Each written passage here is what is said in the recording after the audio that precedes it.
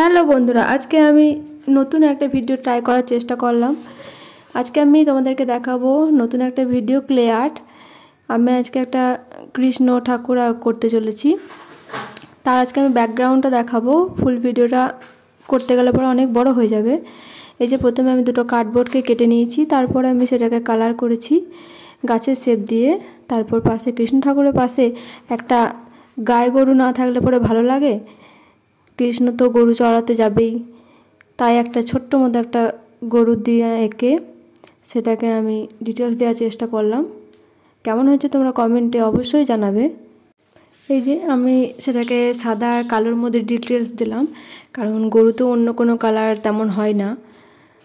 তারপর আমি পুরো নিচেটা একটা ঘাস ঘাস পরিবেশ করার চেষ্টা করলাম, কারণ কৃষ্ণ ঠাকুর তো মাঠে যাবেই, আর সেটা তো সবুজ রং না দিলে পরে কি ভালো লাগে। তাই একটু ডিটেলস দিয়ে ছোট ছোট গাছ করে দিয়েছি।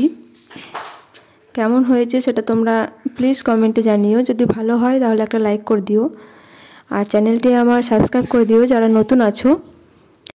আজকে আমি নতুন ভিডিও করার চেষ্টা করেছি ক্লে আর্টটা, আমার চ্যানেলে নতুন একটা ভিডিও।